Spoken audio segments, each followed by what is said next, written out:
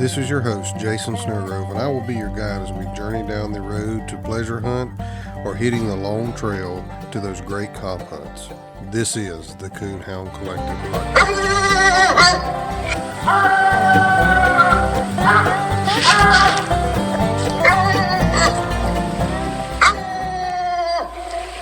All right, welcome to the Coonhound Collective podcast again this week.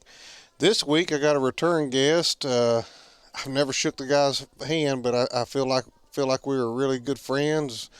Always a good guy, always good to talk to. I got Mr. Jason King with me. How's it going, Jason? Oh, I'm doing great, Jason. Well, I was glad we was able to get hooked up and maybe talk some dogs and some hunting and share some other things and kind of just get caught up. You know, last time we talked, you had a walker dog, you had Moose, you had Jewel. I think you and Steve had Jewel together or something. Maybe she was in Iowa or something. I don't remember now exactly, but I see you got a new little project going, and I just figured, hey, let's catch up. There's a lot of listeners that enjoyed your podcast, and we get to talk about a dog I don't get to talk about a whole lot on here. That's the Leopard Hounds. Yes, sir. Well, I sold the walker dog last year. And during that process, I got him trained up, from a pup. He was like 5 months old when I got him from JR, and put the time into him, hunted him solo, and made a night champion out of him. And after I got that done, I was like, well, I really ain't accomplished too much, I had the same thing everybody else had. Yeah. And so I started thinking, and I said, I'm just going to get back into leopards. And I've been talking to Steve, and we had a litter of pups. We raised the litter out of Jewel, and which that's our grand night female, and it was 4 of them. So I ended up getting one of them, and I got her home, and I think she was about 6 months old when I started hunting her, and she started treeing as soon as I started fooling with her. So after she started treeing. So that's when I decided to just go ahead and sell the walker dog, and I just went straight leopards. And I've got her now. She's going on 2. She'll be 2 the end of this month, and she's made a real nice little dog. So do you still got the old man around the house there somewhere? Yes, sir. I still got him. He just turned 10 January the 21st. Okay. You been breeding him any or? Nope, I haven't made a cross on him in about 4 years. Okay. Yeah, I seen this little colored up dog and pretty good mouth on it, and I just assumed just by what I seen on Facebook that she was probably out of Jewel, or he was out of Jewel, and I just thought, well, I need to get Jason back on here and let's talk about some leopard dogs. And have you seen any progression in the breed since the last time we talked? And, you think you're going in the right direction with this and stuff like that? Well, the new dog that I have, I got a phone call from Mike Lensing's, and his name is Halo. And I got a phone call on October the 14th. And he said, Jason, he said, I found a young dog that you need to get. He said, I bought 2 of them. And he said, I know there was 5 of them in that litter. And he said, you need to buy this dog. I said, Mike, man, I've got other projects going on. And I said, I really don't need another young dog right now, because I planned on pushing Jewel into hunts this coming year. And he said, I'm telling you, you need to purchase this dog. He said, before somebody gets him, he said, you really need this dog. And I said, well, give me the man's number and I'll call him. So I called Mr. Steve Olson out in Wisconsin, and I called and talked to him. And so we made a deal on the dog, and I purchased the dog on the 14th. And it took me till November the 6th to get here to Virginia. And during that time, our coons was everywhere. So, I mean, we had on my farms where I hunt at, they was coons everywhere. And I really needed a younger dog, that I could work with. And, well, he finally got here, like I said, on November the 6th. And I had actually had a caged coon. I was waiting to turn that thing loose for this young dog when he got home because he had never been coon hunted.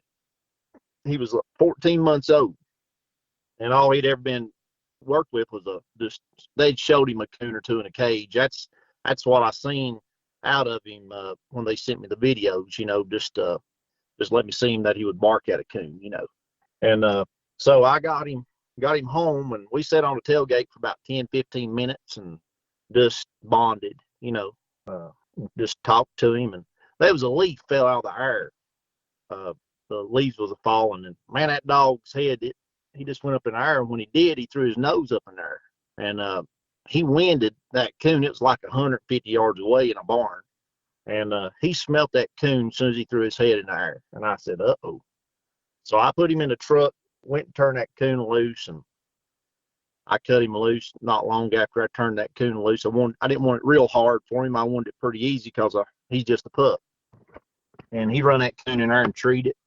Done an outstanding job. It just blew my mind how natural he was.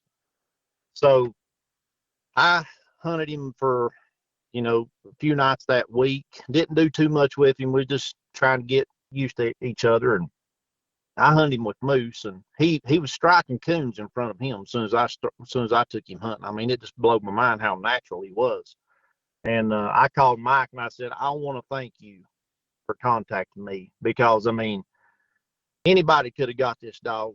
I'm just thankful he's here in Virginia. You know what I mean? He's just 100% natural. And so deer season come along, and so we had to be laid up for a little while. Didn't get to hunt much. I went out to Illinois and hunted 3 nights. I believe he treated 7 coons while I was out there in Illinois. Then when we've come back home, I think he's treated like 14 coons, and I've had him in the woods 22 nights is all he's been in the woods. Yeah, you can't beat those statistics for sure. That's really good. Yes, and like I said in our previous podcast, the coons are, they're thin here. You got a dog's got to hunt. So we've been. The last night I went, it was last week before this big rainstorm we had come through here, and I made 3 drops with him. And the first drop, he went like this was not no straight line. Little difference between him, which I'm sure it'll change because they sort of have to hunt more in a straighter line here instead of hunting in circles. But he went out and hunted the first drop. He covered like 1.6, and then the second drop, like 2.3, and then the third drop he went 3 miles. And he covered some ground. He's got the ability. I've never had a dog that could rig coons inside a dog box before. This dog is like got a powerful nose. You can be going 60 miles an hour down the road, and he can rig them right inside that dog box. And I let him rig 10 one night before I even turned him loose. And I said, shoot, I'm going to see what he's going to do. Wow. He's blowing this dog box up, and I'm sitting up here chomping at the bits. I'm like, man, we got to see what this dog can do. So I just didn't free cast him. I put the collar on him and led him down the road. When he started pulling, like it was up a hill. So I just cut him loose. He went out like 250 yards, and he located in a tree, went up there. That coon was asleep in the first fork in that tree. It was just, it blew my mind. Have you ever had a dog that would do that? Well, yes and no. Kinda. Brett Stevens, that English dog he's got, the lone survivor dog, the one he calls Loner. He's told me stories of him going down the road and going into a place and cutting him loose, and that dog go right back out the way they come in with the pickup truck and go right down the side of the road and tree a coon that he winded coming in there. And right. I bought this little English female that Brett took to the Winter Classic for me here. I guess it's been a couple weeks ago now anyway. And I've had some dogs that could lay some coons up and kind of win some coons, and she done something similar to that with me one night. I cut her loose, and she just, as soon as I cut her out of the dog box, she just kind of turned and didn't get in the road, but kind of went, down the wood line right next to the road and fell treed and had a coon. And um, I, I really never had too many dogs that could lay coons up like her, but uh, I think the first 8 or 9 coons she treed for me whenever I first got her, of course, it was like it is now. It's bad cold and weather wasn't real good. I think every one of them was asleep in the fork of a tree. Right. Well, I've talked to several people, and this is something, I want to competition hunt this dog, and which I think he's naturally independent too. So, but the thing about it is, where our coon are thin, you can drive these mountain roads and stuff, and a dog like that, I mean, just imagine how many coon uh, a dog you could get on in a night, But I'm Oh yeah. afraid. But the thing that I'm cautious about, I've only done it one time, and he's rigged, I would say 30 or 40 coon, in the dog box. But the only thing that I'm cautious on is making him lazy. I believe you could do it too much, and you could create all kinds of problems. Well, I wish Brett was able to be on here with us, because I think he said he think Loner got to kind of running roads on him a little bit because of that, and he literally had to just make him not go back, whenever they'd come by a spot.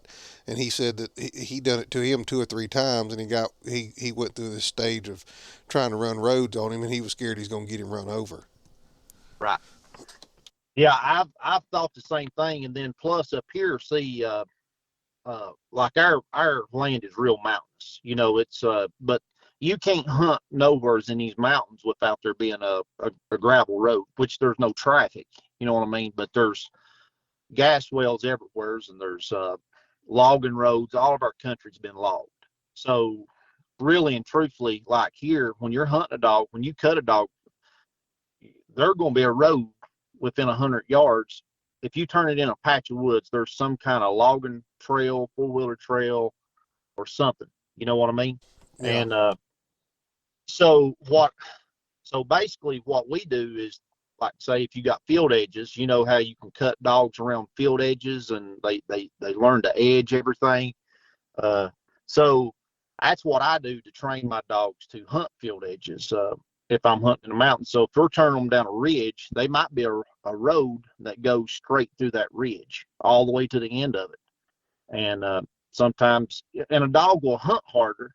They'll learn to go faster and go farther if you do cut them on a path of least resistance. Oh yeah. Oh yeah. So that's something that I've done, but I've never had no trouble of a dog actually getting on a road. But I was thinking, maybe if he did strike some of them coons, drive down the road to 300 yards, then send him back the opposite direction and trying that, which Yeah. I don't know. Well, I think Brett told a story when I interviewed him on the very first podcast where he done something like that with Loner. He he turned him loose. He wheeled around, went right back through, I don't know, a couple gates, out on a hard road, went down a driveway and treated a coon right next to the driveway. He went and got him, brought him back down there, and tried to cut him in there. And I think they went through this like 3 or 4 times. I think he was pretty wore out by the time he finally just give up on it. But he eventually got him stopped from doing that. But it sounds like, especially, we're not quite as mountainous as what you are, for sure. Our coon population is not that great, and we've got some, national forest and stuff like that. Some of the roads are pretty rough to get around in, but really, of course, competition hunting, that makes it tough when one wants to rig out of the box like that. But Yeah. whenever you just pleasure hunt, you want to go tree some coons. It makes it pretty nice when your coon population's pretty thin. Yeah, I know it. That was the other thing I was thinking about. I said, well, there's a lot there. You can do the wrong things right now where this dog's so young and he's got very little hunting experience. I mean, you can do some wrong things and then you're stuck with him for life, And but like me, like in these mountains, you have to put out something to keep coons. I mean, there's nothing for them to eat. They come to towns and different things. So, and I don't like feeder bucket dogs. I can't stand one go down there 50 yards and then turn around, come back and look at you. I can't stand that. That drives me insane. But you got to hunt where there are coons. If you're not hunting where there's coons, then you're just wasting time. Oh yeah. Oh yeah. And you're going to get. I mean, you're going to be running like we're like I said, we're populated. We got plenty of bear. I mean, you'll be running anything, and you create all kinds of bad habits. And but it's just a man's got to make the right decisions. And this day and time, the way we train our dogs, it's different than what it was when I started out. When I started out with moose, we just went hunting, 3 or 4 of us, and just cut these dogs loose, go in there and tree coons. We just pet them up. If they split treat, it was a great thing, but we was never worried about that dog being off by itself, continuously. Yeah. And but I think it's changed. Well, we have at our local club, we've lost so much. We've lost our places that we got our cast on, and it's getting tougher and tougher. Every club I go to, everybody's losing ground, and I think the hard going dog is it's going to be the fall to our coon hunt. I mean, getting on other people's property. I've slowly, I believe I've slowly started to see a little bit of a change in that. Not that they're packing up, just a dog that that don't just blow the country. I mean, you still got. Don't get me wrong, there's still plenty of them that blow the country, but I've noticed there's some guys hunting some dogs that will, tree with another dog out of the truck, or if they strike a coon together, they'll tree that. They just don't, get off by themselves, or cause a dog opens, just blow through the country. I've noticed a little bit of change in that. I don't know if that's, people training that in them because of, the property issue that, I mean, we all face. Obviously, we're coon hunting, so I don't think any of us, very few of us, if any, has enough land that you could just coon hunt on, and so we depend on permission from other people. And I think getting off here and getting off there is probably, I believe, maybe trying to make a little bit of a change of that, because I've noticed some other guys, start talking that I know before were saying, yeah, when I cut them loose, I just want them to be, get over there by themselves. I want them to stay by themselves. Don't be with no other dog. And now I hear them talking, well, I don't care if they tree with one right out of the truck, but then after that, I like for them to be by themselves. Right. And see, we listen to this as dog men, and we think that we got to, we got to do everything everybody else is doing, and then we're tweaking and tweaking. And I personally believe the way I'm going to look at this now from here on out, I'm going to let a dog be 100% natural. If it's going to be independent, it's going to be independent.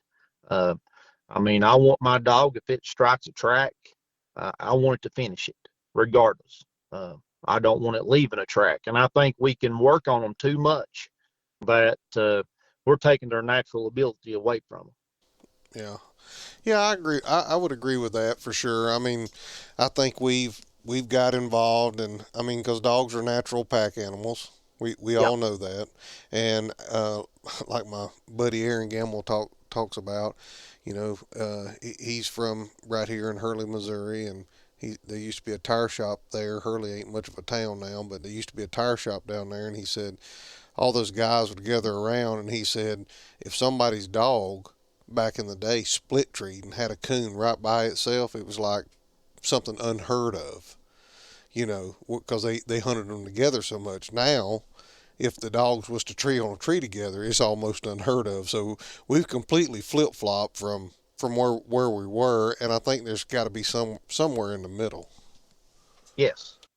There's an old, and it seems there's no guy that don't live too far from me, and he hunts by himself quite a bit. I mean, he's about, I'd say he's 72 now, and his dogs is always, if you went hunting with him, they would never honor another dog. It's just because they was hunted by themselves, and he never done nothing to them to make them independent. It was just more or less, I personally believe they was just jealous because somebody else's dogs was with on that party, you know what I mean, on that cast. So I believe it's just do it, naturally. And I think you'll be better off just just hunt them by themselves. But I think you can hunt them by themselves too much. I try to hunt, like I said, what little hunting I've got to do with this dog of mine. I'm going to hunt him 3 or 4 nights by himself, and then call a friend up and go hunt a couple nights, out of the week, and just not just us be completely solo, so I can work on other situations that arise. You know what I mean? Oh yeah, them dogs that are hunted by themselves a bunch, and you just take them to a hunt and put them in a cast somewhere. Some of them do fine, but there's a lot of them. It just kind of weirds them out, and they don't really know what to think, especially if you've just been training from a pup and they've never been around another dog. I would recommend to anybody try to get some buddies, or I mean, we got Facebook. Reach out to somebody, try to find somebody that you could hunt with, and take that dog and hunt them with before you put them in a cast for sure. Just to kind of give them something different, like you said. There's some other things you could work on. Whenever you're hunting with somebody else. That's correct. And if you ain't got no one to hunt with, there's somewhere within an hour, should be from anybody. If it's 2 hours, there's either a PKC hunt or a UKC hunt. It might be $25 or $30 or whatever, but it gives you an opportunity to just take your dog and hunt it with someone, and hunt at a place that's different. Don't do the same thing over and over and over. And you say, well, my dog's not ready for a hunt. Well, it ain't the point, win or lose or draw or whatever. You need to expose that dog to other people. Get in a truck, like I said, drive down the road an hour or two. I've never. I mean, I'm going to be honest with you. I've never had a trouble with a dog that I've heard people on the podcast and stuff say, my dog wouldn't eat, my dog wouldn't act right. I've never had that problem. I mean, I feed mine right on the tailgate or inside the dog box when I haul them. I mean, I feed exactly the same way I would at the house. I wait till I get done hunting. I feed every night. I don't feed mine other mornings, so I feed everything in the evenings. And just keep the same routine over and over and over. And all of my dogs, when I get back from hunting, I'll park 35, 40 yards from my kennel, and I just let them go. They just go get in the kennel themselves. I mean, I never have to put a hand on them. It's just repetition. And if you hunt one, they're going to know how to operate. Now, some people don't want to turn theirs loose like that, but that's something I've took pride in.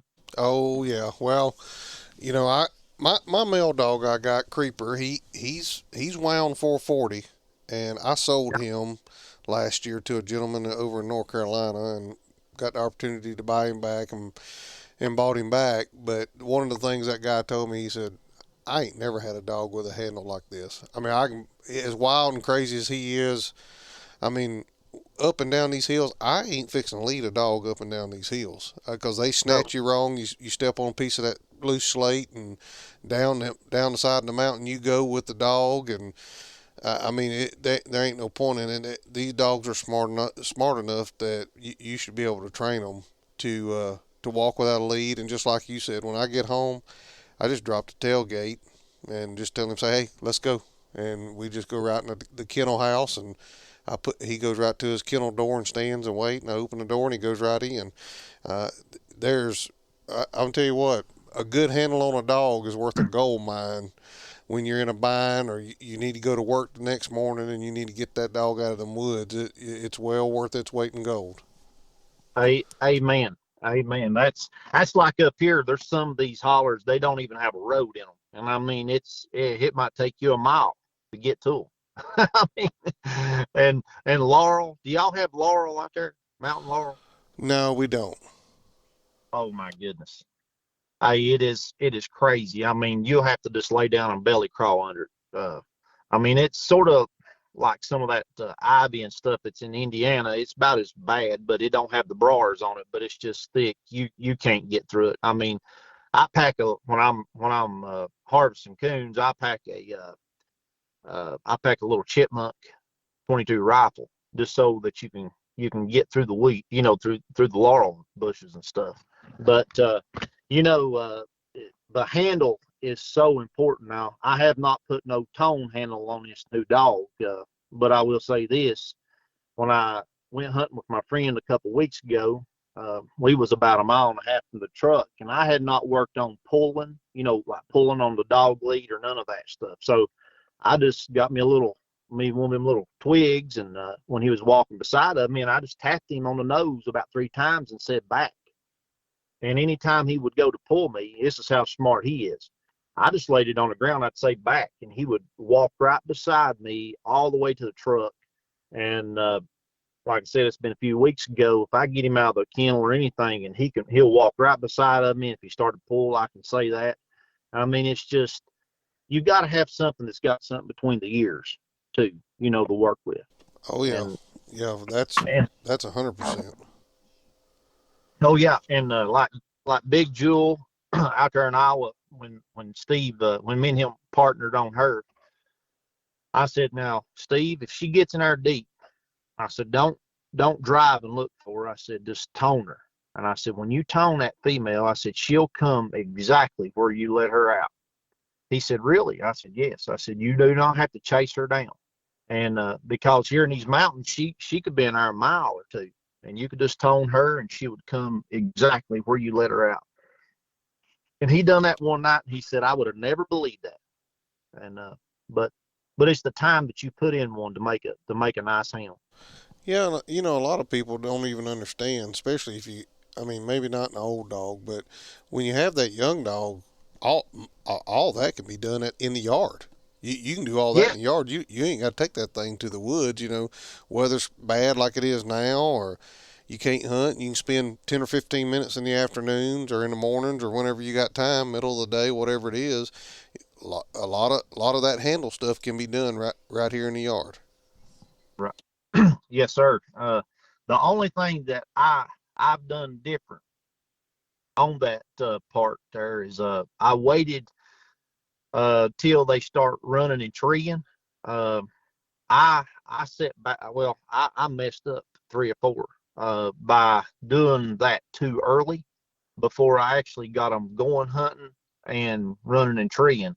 I put a handle on them, and then after I got the handle on them, that's all I had. I had a dog that had a handle on it. It didn't want to leave my feet after I got done, and I probably went about it the wrong way in a lot of ways. You know what I mean? And we make mistakes. None of us is perfect. Yeah. But we live and learn, don't we? Oh yeah, that's for sure. So the female that you got, is she named Jewel as well? Yeah, she's Jewel too. Jewel too. Uh, Okay, and is that the dog that you plan to try to push in some comp hunts? I will be sending her to Iowa this year. Well, she's going to be going to Illinois. Sorry, to my good friend Andrew Bray. He's going to be hunting her, and I'm going to be pushing Halo here in Virginia. So I've got a good team of guys, that's started, helping every one of us out, because hunters is what we're lacking in this breed, and the past 2 months, I have got probably 30 to 40 people that has contacted me that's wanting pups, and we just don't breed uh, dogs to dogs. We breed dogs with ability, because our breed is so small, and you got to have good quality. It takes good quality dogs. It's my opinion on breeding, and not only that, it takes people that's willing to hunt that dog to make sure it's got ability. And if it don't have ability, it ain't good for the breed. And some people just think because of that Merle color, they're beautiful, and they just want to raise puppies. So what happens when you just raise puppies? You're just watering the gene pool down, dogs without the ability. And, this year makes 10 years that I've been in the breed. And I've had some nice dogs, and I have I've had young dogs out of moose that's made top tier dogs, and a lot of nice females. I'm a hoping that I can intertwine some of them females back in this bloodline with Halo. Halo was bred. He's a heavy line bred jug dog on top, and he's a Midwestern blood on the bottom side, which goes back to Mike Lensing's bloodline. And he's had his pedigree for several years, and every dog on the papers was tree dogs. I mean, they were tree dogs, and I've had the pleasure of hunting with several of them out of it, and I mean they are coon dogs. They will fill a tailgate full in a night. I mean, he told me one night he harvested 56 coons in one night, and that was a lot of coon. Yeah, yeah, that's a heat. But that's when the hides was going, going for good money, and plus he was in a place where he could do that, and I'm lucky to see 30 in a season here in Virginia. It's tough, but it takes a group of men that's got the same goal. You got to want better dogs, and you got to want the better breed. And I have only raised here at the house. I've only raised one litter of pups, and that was the litter of pups that the Big Jewel female. I've raised that one litter. That's the only one I've raised here, and they was outstanding. That was out of 10 pups, I think 6 of them made dogs out of 10. Halo, he came from a litter, like I said, in Wisconsin, and there were 5 of them, and all 5 of them running and treeing. And I have never seen a litter of pups, especially in leopards, every one of them doing something. That's impressive to me with the bloodline. And the mother to these pups is from Mike's dogs, and she was bred once before, and the litter previous to that, I think it was 10 of them, and every one of them has made outstanding dogs. So I think that female has got a powerful reproducing gene, and I'm a hoping that that these dogs here are great reproducers. Well, it sounds like you getting your hands on the right kind and the right ones for sure. And you talked about having a group of guys, and just like with this female, I've got here at the house. She's out of loner, and she's out of a buddy of ours, female. He don't have anymore, but she's out of vapor. And Brett was able to take that female because I couldn't go. I was coaching high school girls basketball, and we had practice, and then this past week we had our state tournament, and so I wasn't able to go to the Winter Classic. And so Brett said, "Hey, I really think that dog can do something. Would you care if I took her?" And no, I mean, yeah, take her. She needs to be put in those situations and change hands, and just put in different scenarios. And it takes a group of guys that, like you said, have the same goals that you got to accomplish that. To come out the other end and do something good with those dogs. Right. And if you got them kind of guys, I mean, it makes it so much better, because at the end of the day, it should be each one of y'all's main goal is to have better hounds. And it ain't about being jealous. I mean, jealousy it's a terrible thing. And it's in every breed. It's sad, but it's true. I was there once before. When I was breeding moose and pushing moose, I know what it feels to feel that way, and thank God he took that away from me. But like I said, I've got I think moose has got 100 and I don't know 130 or 140 some pups on the ground, and a lot of dogs here. I had a stud dog. It's hard to turn away people to breed, but the thing about it is, I wish that I would have been more selective on breeding on him, because it ain't good when you got a litter of 8 and 2 and 2 make it, but how many out of the other ones was actually hunted? I never had a chance to make something. But when if I start breeding Halo, it's going to be a whole lot different. Definitely the pups will go into hands of hunters, and it ain't about the money. It's about really finding out if your dog's a reproducer or not.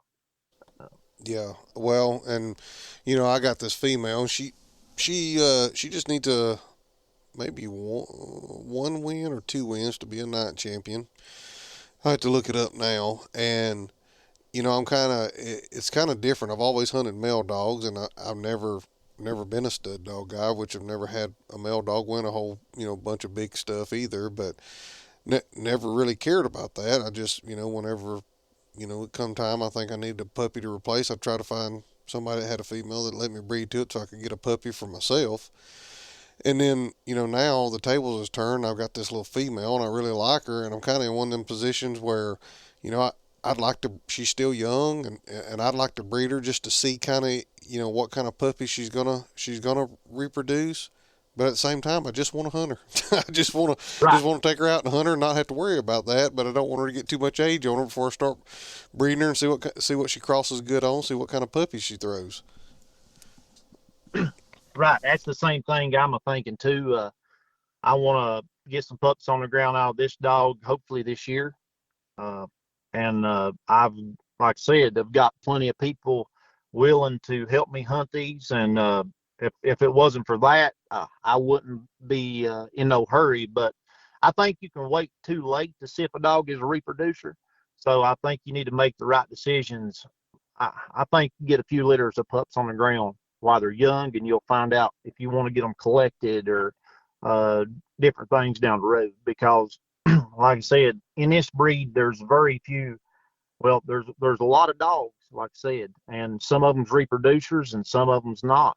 And the ones that's reproducers, you need to hold on to them as long as you can before they slip away, because it doesn't take long for one to be, like I said, like Moose. He's 10 years old. I mean, I've let a few of my friends take him and hunt him, and over the past few years while I was hunting other dogs. And it's sad when you got a 10-year-old dog sitting out there in the kennel every time you load up a young dog, and he's locating in the kennel wanting to go hunting. But you're like, well, I done know what you can do, and I've got to get this young dog right. But it's unfair, and I'm the type of guy that I love hunting young dogs. So that's what I take pleasure in. It seems like after I get them finished out, I'm ready for the next project. Yeah. Yeah, and there's a lot of guys like that, and I've kind of went through phases where I like to mess with puppies and kind of get a handle on them and kind of get them going, and then I'd kind of be done with them, and then I went through a phase where I just wanted to get young dogs and kind of get them going and kind of get them not finished but well on their way, and then I'd be done with them, I'm kind of in that phase now, like with Angel, my little female I got.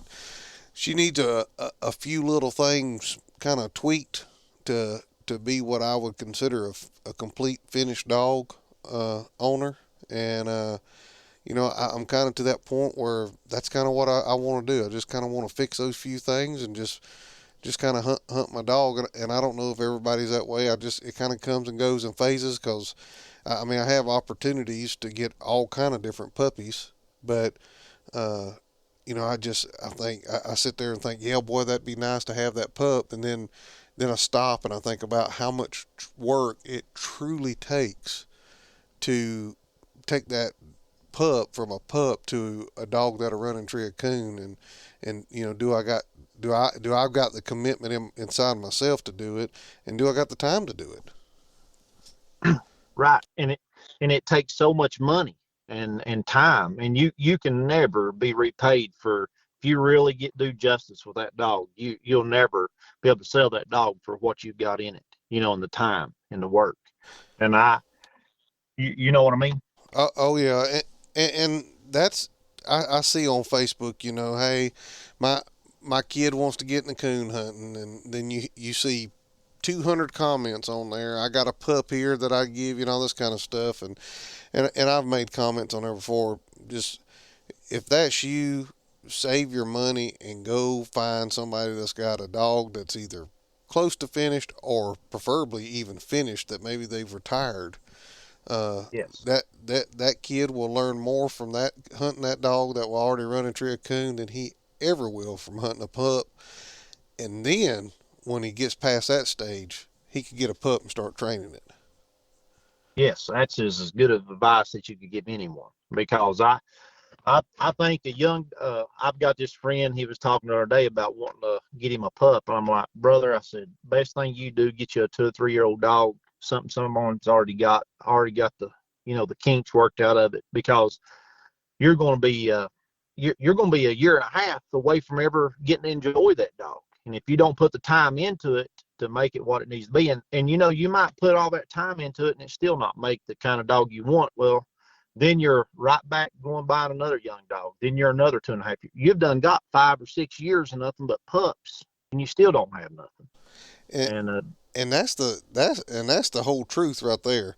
yep, You get that pup, and in your mind you're thinking, well, if I do this and I do that, it's going to turn out exactly like I want it to be. And then you go from 8 weeks old to a year and a half, and you're like, man, this dog ain't nowhere near where I want it to be. And so now you're ready to scrap that whole idea, and now you've collected another pup somewhere. So now you're trying to get that pup. Now you're another year and a half, 2 years down the road, and like you said, you're 3 or 4 years in, and you ain't even nowhere near where you would want to be. And the other thing that I've learned is, used to, my goal was, I'd like to have a dog that I could go to a couple of local hunts, and I like to win. I'm competitive, and I'd like to win a few, but I don't have to win them all.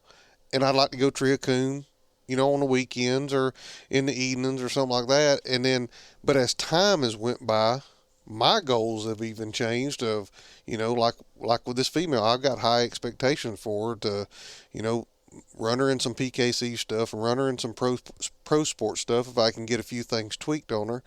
And my expectations have changed from just having that dog that'll tree a coon and win a few local hunts to have a dog that will tree a coon, win most, if not all, the local hunts, plus go out and win some bigger hunts.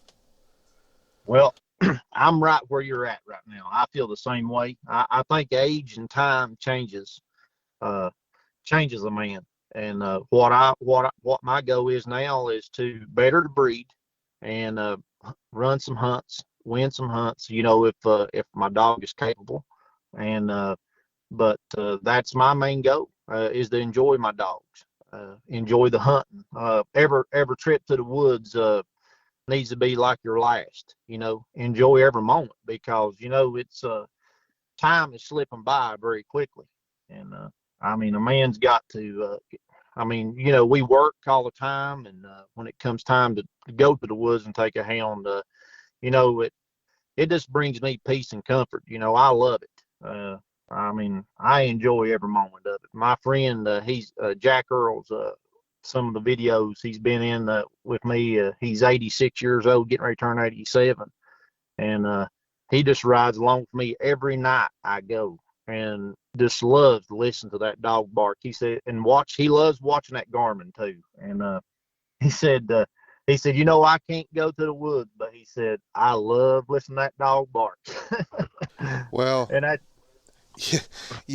I hunt by myself a bunch. I would say 98 or 99% of the time I'm hunting right by myself.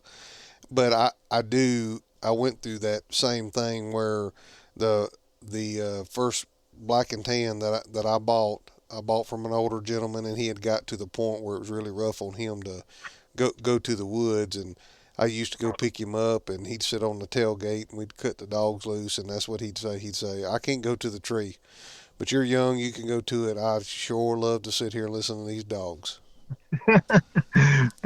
and that, that brings, well, this is what I tell him. I'll say, Jack, I'll say, I hope and pray that someday, if the Lord allows me to live as long as you've made it here, I said, that someone will take their time out to take me along with them, so I can just listen to them. Because that's what it's all about.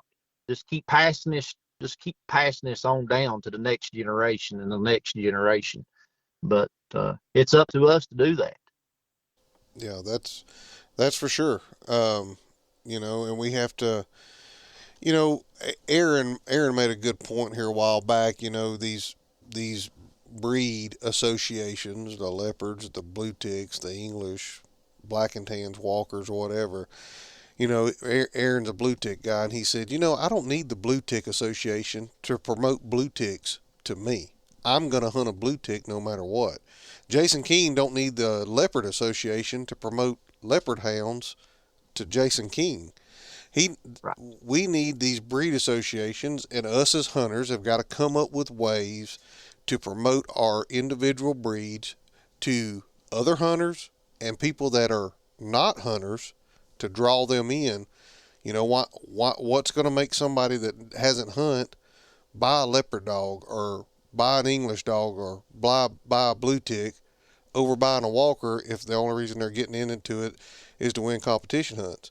It's just like you said, breed for better dogs to better the breed, and you got to put the time in and put them in the woods Right. to produce And winners. and to produce winners. You're exactly right. And I'm just in English, and I'll say this: I've hunted with several good leopard dogs, and I have competed with with my leopards with some really good hounds, and I have stood toe to toe with them. I've won my fair share, and I've lost. I've made it to the final four to a lot of hunts, and they're capable of doing it.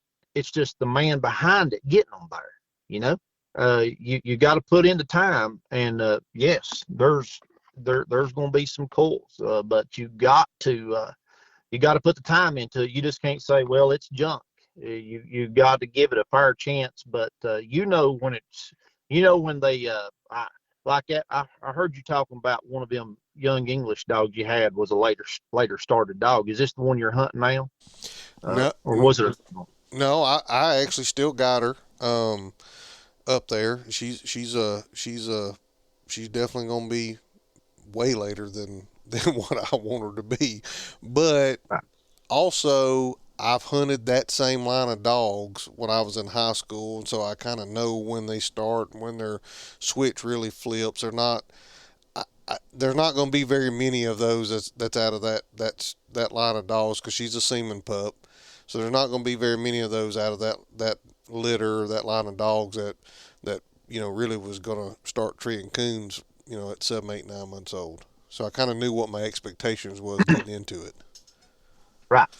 Well, I'll give you an example right here. I was talking to my buddy Andrew Bray the other day, and he's got a young dog. I think he's like 17 or 18 months old, and he had been opening up on track. And the guy that raised these pups, he called him and asked him what it was doing. And he said, well, every one of the litter's doing the same thing. Well, 2 weeks went by. He called him back. He said, has he started treeing? He said, believe it or not, he blew the top out of it last night. He's a treeing every breath. He said, well, every pup in the litter started treeing that week, every one of them. I mean, and they was like 17, 18 months old. Now, some people don't have that kind of patience. They're thinking that these pups at 5, 6, well, I've heard people say 4 months old. I've never had a 4-month-old run a tree coon since I've been hunting. I've had some at 6 months and 7 months old, but could they go out and do it like an old dog? No, they couldn't. So I think we got our expectations and we got our goals set too high to let a dog. Each one's different. I mean, they might mature out. They might start treeing, winning hunts and everything at 10 months old or whatever. But I think we just got to have a made up mind. If it's a bloodline we like and we know what that dog's going to do, we just sit back and we got to have patience and let them start when they start. And we can be honest when people contact you. If you say, well, when did this dog start? Well, it was 17 months old when it started treeing, but it was going hunting. It was running tracks. It was never with another dog, but it didn't start treeing until it was 18 months old. If you be honest with that, that person done expects what you told them, you know? Well, and I can't remember which dog it was, and it may have been the Z dog, um, the the one that Ike Rainey owns that Yeah. started really really late. So I think somebody told me that dog was 16, 17, 18 months old for it really really come on, and I think I've heard some of those other guys that have some of that wipeout stuff say it started a little bit later than some of this other stuff. And guys get in there. I mean, I know a guy right now. If that dog ain't doing it like a dog is, a 2 or 3 year old dog is supposed to do it when it's 12 months old, he's about done with it. And I told Right. him, I said, man, you probably getting rid of some really good dogs if you just be patient and work through it. But people don't want to put the time in. They don't want to wait, and that's the whole thing. You got to be patient, like you said, and you got to be willing to put the time in and put the boot leather in to do it. And like my situation, this pup, I started taking her with Creeper when she was probably 4 or 5 months old, and when I first took her, she wouldn't leave my feet, and she'd walk into the tree with me, and I don't know, about 2 weeks into it, I walk into a tree that Creeper's treed on, and she strikes a track in the bottom and starts running it. And so, immediately I'm thinking, oh, well, this is going to be phenomenal. She's going to start right away. Well, she'll run a track all the way to a tree and put her feet on the tree. And if you can go in there and catch what tree she's putting her feet on, she'll have a coon. But she will not bark up right now. And so instead of getting frustrated, because there's other things I like about the dog. The dog is super smart. I mean, she's obedient, trained. I spent a lot of time with her. Like you said, I won't never get my money back out of this dog, and she won't even tree a coon. Right. And so there's some other things I like about her. Well, instead of getting frustrated with her and trying to send her down the road, I just put her in the pen. Just put her in the pen, hunt something else, take a break, and then go back to it. I mean, you just can't get frustrated and give up just because you see what people is putting on Facebook, because what they're putting on Facebook is probably the oddity, not the norm. Right. And I've noticed that, and it's just like natural treeing, natural tree dogs. I want a natural tree dog without me having to entice that dog to tree, because and I would rather one run track before it ever trees. This Halo dog that I'm hunting, they can be a dog over there blowing the top out of a tree, and if he's working a track, if that track doesn't go to that tree that he's working, he will not. He will not go honor that dog. He won't just go over and tree to be treeing. He's got to work the track to the tree, and I love that, because he's very accurate, and in that situation, so I could get mad at him. Why are you not treeing that coon? But I know, leave him alone. Let him tree that coon, and that's the reason I've been hunting him by himself quite a bit, is because he needs that one-on-one time to be able to have nothing to distract him and get in there and work him tracks, because there's a lot of lonely, boring nights, and when you're out there with a young dog. But the best thing to do is just keep them in the woods, because if you can keep them in the woods and keep them where they are coons, something that they can run and tree. It doesn't matter if they'll go 2 miles, but if they ain't something there for them to run a tree, what good you got? Nothing. Yeah, and that's my buddy in Alabama, Nick Williams. He says he wants a track dog that a tree, not a tree dog that a track. And my this little English female that I got that ain't treeing yet. One of the last times I took her, Creeper just slammed a coon right out of the truck, and I got a little feist here, a little brindle feist, and she kind of goes in there and yaps on the tree. And she's a heck of a kill dog. She's just fun to have. Right. And that pup goes right by that tree, makes a ground bark, and never slowed down. And it's running its own track down there. Well, most people, like you said, they might get aggravated at that. Why, this dog's treed with a coon. Why don't you stay there and tree?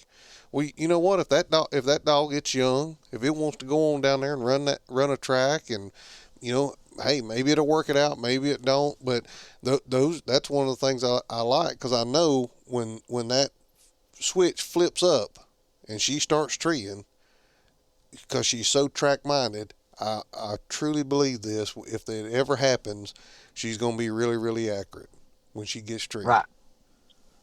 I agree 100%, and just let her be naturally, and you can watch her develop, and then you can sit back and you can say, hey, it was on this day that she started freeing, looking up, but she would do everything else. So Like you said, you don't want to get you're not going to get frustrated with her, but something inside of you says you're about to go crazy. You know, I've been there. I know what it's all about, but you got to still have that patience. You got to have them patience. The wait and see what that dog's going to do. And you know, there've been times with me full of young dogs. I said, well, this ain't going to make it. And what I do, I get rid of it. And then somebody else, well, one of them actually right now, she's a dual grand.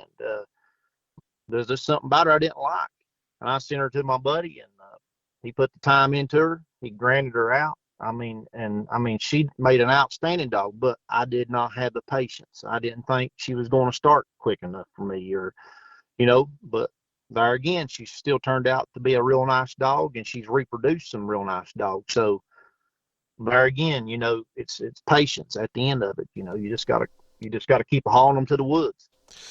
That's the thing. You know, I had a young male dog here, big old pretty blue English male dog. I mean, he was a monster to be as young as he was, and it wasn't nothing with the dog. You know, nothing was wrong with the dog. There was something about the dog's personality that I didn't really like and didn't really care for, and so I ended up selling him to a boy down in Louisiana when he was about, I don't know, 5 or 6 months old.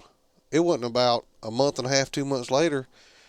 Now my female I got here in the pen is a lot older than than that. He's sending me videos of this dog treeing coons by himself. Big old mouth, big old pretty dog, and you know I didn't get mad about it. I had to be honest with myself. They was just something about that dog's personality and my personality that we just didn't get along. I don't have the coons that boy's got either, so I can't expose a dog to that kind of coon scent either. And this little female I got up here, there's just something about her that I like. I mean, I, one of my favorite things ain't got nothing to do with hunting, but when I go feed dogs, I take my grandkids up there with me a lot. And when I open up those dog kennels, I don't want the dog running out. I want the dog to Right. sit right there at that door, and I don't care if I walk off and leave it open or whatever. I want it to stay right there, because I've got a 3 year old grand girl, and she'll go with me to feed them dogs, and she loves to go with me up there and feed the dogs, and she wants to pet every one of them, and them dogs will just sit there and let her pet. That young female I got up there, she'll sit there and just sit on her butt and just wag her tail, and she don't never move, she don't jump on her, she don't knock her down. I mean, she just that's one of the things I just absolutely love about her. You know, I just her personality. It ain't got nothing to do with hunting. And you know what, a lot of people would probably say, well, that ain't worth the flip, I'd get rid of it. Well, you don't have to feed it, I'm feeding it, and so I like it. That's right. That's right. And I can't stand one when you go up there. It looks like you've took and put concrete all over the floor either. You know, I can't stand that. That drives me insane. Smeared on the chain link, and you know that kind of dog does not work for me. Uh, and if it takes that kind of dog to win all over the world, well, I I won't be there. and No, I get it. and I'm the same way. I mean, you know, and knocking your water bucket over every day, and um, I mean, well, they live in the kennel, you know, 75 to 80% of the time, you know, and so we got to deal with them at the house and barking and nonsense. You know, these dogs that I've got, you know, they're real quiet. You know, they don't bark uh, excessively. A lot of them, they just sleep in a dog box, and you have to go up there and just say, "Hey, come here." And you don't know to come and get their food. But now old Moose, he's a little different. Every time I'm getting ready to feed, he starts locating. Yeah, yeah. He starts throwing them old locates. I'm like, boy, I said, you still got it, don't you? But that's the way he is. But you know, all in all, with these dogs, you know, you got to enjoy them, and you know, I love them, and I think I've had a great experience with these, and yeah, they've been you know, some uphills and downhills. I've got frustrated. I guess that was the biggest problem. I got aggravated with you know, with the association and different things, and I just decided to go a whole different direction. But I sort of was like the prodigal son. I found my way back home, you know, and uh, I'm going to stick with them. from here on out, because I mean, I've got too much invested. After you put 10 years in something, you just need to keep rolling with it. Yeah. And No, I 100% get that. And, it's, I, I, I don't know. I hunted a lot of English dogs when I was in high school, and I guess that's the reason why I'm partial to them. I still, even though I don't even have one right now, and I ain't had one in 3 or 4 years, 5 years maybe now, 4 years, something like that. I still consider myself a black and tan guy, and I follow the breed pretty closely. I know what's winning, and I know what dog is hot, and I keep saying to myself, I'm going to get a black and tan pup. I've got a place here where I can let one run free and just kind of let it run till it starts treeing something, and then I can put it up and really start working it. But at the same time, there again, whenever I think about I'm going to do that, I think about how much work's involved, how much time's involved in doing stuff such as that, and so that makes me just wait. Because if I get one, I want to be able to give it 100%. I don't want to half tail do it. I want to be able to give it 100% and try to make something out of it. yes, I agree wholeheartedly. And finding the right line, the right bloodlines to fool with. I've had a lot of people contact me about different lines of dogs. I'm like, I've hunted with this dog and I've hunted with that dog, and I can say, I'll tell them what they were, and in my opinion, it's my opinion, but you know, still, you don't know how them dogs are going to reproduce. Plain and simple. When you make a cross, it's I've had people say, well, which one's going to make the best one? The ones that's hunted the hardest. That's the that's the best words I can put on a pup. And probably which lines of English dogs that's reproducing the best and that's doing good. Some dogs are just 100% reproducers, but it takes bloodlines and years of breeding to establish that. You Yeah, know. yeah, and you're right. I mean, whatever pup gets the best opportunity is going to make the best dog. I mean, there's no question about that. So whatever pup gets put in the right hands is going to get the time put in it. That's the dog that's going to turn out 100% of the time. Yeah, sure, you'll have those freaks from time to time that somebody put on the back burner and then you get, but whoever got them after the fact, I guarantee you they're putting some time and effort in them to make dogs. Oh yeah, oh yeah. It takes time. I mean, you're like we said, it's a day in day out thing. Back a few years ago, I was hunting 7 nights a week, and and you can really see a big difference in a dog when you're really putting that time into it. Now I average 5 to 6 nights a week when the weather's permitting. We just had a flood, and uh, water got up in our church like 2.5 foot, and we lost. I mean, it was just awful. And but we've had snow, brutal cold, zero temperatures. I mean, this is just I've not seen a winter like this in years. I mean, I think I was back in high school last time I seen a winter like this, and it's been a long time, and you're just not prepared for this. And you get these highs, and you got this young dog sitting up there in the kennel. You're just dying to take to the woods, but you're like, you're not benefiting anything. Just taking him out there in miserable conditions. But as you get older, you'll learn. This older gentleman, he's passed away. His name was Doug Dye. He told me, he said, one good night coon hunting with a young dog is better than 10 bad nights. And I has just continuously went over in my mind that good night. If you look at the weather forecast and it's going to be a good night, go out there and put that dog in the best night that you can put it in the woods, and that's all you can hope for.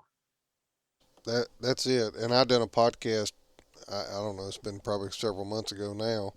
And I titled it "Don't Frustrate Yourself and Don't Frustrate Your Dog." And that right there is the number one thing especially when we're talking about young dogs. I mean, you get that dog one night of coon hunting and a good night of coon hunting with a young dog and really getting it some good exposure and some learning things is worth 10 times more than even 5 bad trips to the woods. I mean, you just really need to try to give, especially a young dog, every opportunity it can. I had a young Walker dog here I picked up from a guy, and he said he wouldn't go hunting. And when I first got him, he wouldn't. And so I just kept taking him, and I was patient with him. Smart dog, good looking dog. And all of a sudden one night he just goes and he trees a coon. But I wasn't hunting him every night. I was waiting, making sure the weather was good, and trying to look on my um, wildlife tracker thing, that they have where it shows the highs and lows of when the wildlife moves, and trying to give him every opportunity to put him in coons, in tracks. Yeah, I didn't have him a month, and that dog, you could cut him loose and he'd go hunt and tree a coon. But it just took time. It took picking out those right nights to take him, and knowing, okay, he's coming on, but don't push this dog and frustrate the dog by taking him on a bad night. Just you got to know, you got to be mature enough to go, okay, he's still young. I can't overdo it right here with him. I got to make sure I'm still giving him the same opportunities until he matures a little more. Yes, and you're 100% right. I listened to that podcast. That was a good podcast, and you can't preach that enough. And a lot of people don't know that, because when, like, social media and different podcasts, people talk about, all these dogs that's winning and different things. Well, that wasn't an overnight situation. That took time. It took a lot of blood, sweat, and tears. I mean, it took work to get that dog where it's at to win. And, we as houndsmen, we got to, when someone's having a difficult time, you reach out to them, like you said, and just give them some encouragement with that young dog, and let them know that just don't lose heart. Just keep on taking it night after night, and eventually it's going to just take right off. And but if that young dog does not take off, or get with good breeders and different people that's got good lines of dogs that's going to be 100% honest with you, that's just not out here to make a buck. I can't believe the price of some of these dogs that's going this day and time. It just blows my mind. But it's awesome if you can afford it, and some of them's heroes, and a lot more of them zeros. Yeah, that's for sure. I'm kind of, I don't know, I'm kind of mixed on the whole dog price thing, because if you raise a litter of puppies right, and you super stakes them, and you get all the registration stuff done with them, I mean, and a guy would get one of those puppies and actually put the time in, put the effort in, have the patience, and give that dog all the good opportunities, they could go in a weekend and win 10 times what it costs to buy that pup. And then I know a lady that raises miniature schnauzers, and she's getting like Yeah. 17, 18, $1,900 for a dog that can't do nothing but lay in the house and look at you. I mean, Oh, at least these dogs can do something. And so I, yeah. I, I kind of have mixed feelings on it, because I'm like you. I'm like, sometimes I think about it and I think, man, these pup prices are getting up there. But at the same time, you can take this dog and do something with it, as opposed to it laying on the couch and you just petting it on the head. Right. I agree with you. I agree with you. It's if you got confidence in that bloodlines, and if they stand by them, but I agree 100% with you on that. I mean, it does cost a lot of money to raise pups, and to get them to where they need to be, it does take time to raise them, and the expense of the papers and everything. To do it right, it's an expensive step, and but then again, most of the time when somebody's paying a high price for a pup like that, they ain't just going to leave it sitting out in the kennel. That's right, for sure. you know They're going to do they're going to do something with it. yeah, they're going to do something with it, and that's you know I think the dog world has got more light shown onto it, because I've showed a lot of people I go to church with, like some of these $100,000 hunts and stuff, and I showed them. They're like, I can't believe that these dogs can win this much money. I'm like, hey, it's just amazing what you can do with them this Oh, day and time. Yeah, and you know, people that don't run in our circles, and when I say our circles, I'm not talking me and you, I'm talking coon hunting and competition coon Yeah. hunting. They have no idea, because I talk to people at my church too, just like you have, and they're like, well, why are you doing this? What if you win a world hunt? What does it pay? And when you tell them it's, you know, 30 or 40,000, or you can, you know, go this weekend and hunt for a pickup truck, and then a month from now you can go hunt for another brand new pickup truck, or, you know, like they just had the Michael Moody. $100,000 hunt in Mississippi.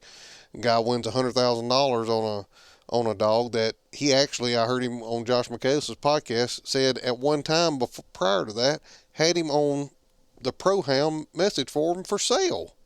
And the dog turns around and wins $100,000. And it just blows people's mind that there's that kind of money, you know, in these dogs. But these guys that are doing it, they're putting the work in. They're not, I think, as you said in our other podcasts, they're not sitting at home on Facebook and watching Gunsmoke. Yeah, exactly right. They're out there grinding the grindstone. They're putting it all in because they got to go, and they know they got something that they can do it with. When you know, like I said, when you know you got the right tool, you're gonna hunt come hell or high water. You sacrifice everything and go. It don't matter if you had to work all day. You say, I've got to cut this dog loose tonight and keep it. It's an addiction is what it is. I mean, you get so wound up and caught up in it but at the end, you reap your rewards, you know. Yeah. That's usually who's going to win. Yeah. And you look at, you know, Dual Murphy, Dustin Weed, Michael Ward, you know, the list goes on. The Burdens, you know, all Yeah. these guys, and you see them hunting this one dog, and then all of a sudden they've got another dog. Well, you know what? That dog didn't just appear. Either them or they had somebody putting some time in boot leather in that other dog that's a new name on the block. It just didn't appear overnight. Just poof, there it is, and there's that big winning dog. They've actually put the time in to get that dog to that point. Yes, that's exactly right. Well, I mean, and there's multiple ones out there because they just keep appearing.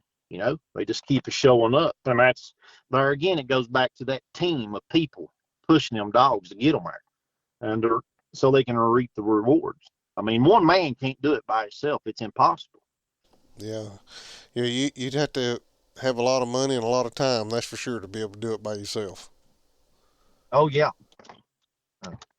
you have to. Well, it's like me, to get to any good hunting. Like I said before on the other podcast, I mean, I've got to drive an hour and 15, hour and 20 minutes to get into enjoyable hunting. And it's hard to do that 5 nights a week. But if you're getting a dog right for, getting a dog ready for the hunts, you're gonna go to the better places you can. You just can't look at what they're doing and get caught up in the moment on Facebook and seeing what hunts they're winning and thinking that they're not out there putting the time in to get those dogs ready to be able to compete at that level because they're putting the time in. That's right. And these guys, they're traveling to hunt different places. They're going to different states. They're putting their dogs in all kinds of different situations, and that's what you got to do. You just got to continuously move around. Like you're going to a big hunting area, you just got to go to that area and sacrifice weekends and prior to go hunt and have your dog conditions. And I've seen that's like some of the dogs that I've hunted. They were the same dog. It didn't matter where you hunted them. They just operated perfectly. And some dogs you got to take and get them prepared and get them ready. But them dogs are few and far between. That's just naturals like that. Yeah, for sure. Um, well, we've been at this for an hour and 15 minutes. I can't believe it's been that long already.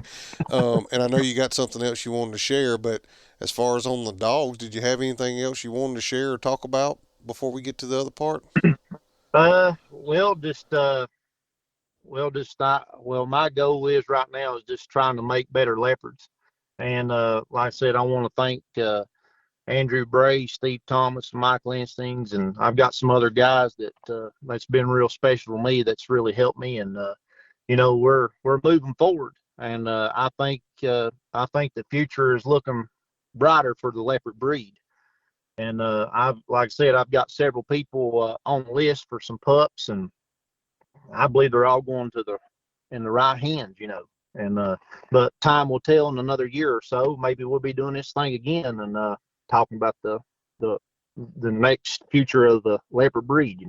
Absolutely. I'm looking forward to it, and I try to keep up with you on Facebook and kind of see where you're at, and I noticed that Holstein color moved out, and here these Merle colored dogs moved back in, and I thought, well, Jason must be on to something over there on the East Coast, and I guess I need to reach out to him and let's do a catch up session and see what's happening. And I'm glad I did. I've definitely enjoyed this, and I know there was something else you wanted to share that was on your heart. So you just have your liberty, whatever it is you want to share there.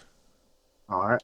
Well, Jason, these hounds that we have here to enjoy, they're a pleasure, and pleasure can turn to pain, and stress can turn to anger and sleepless nights.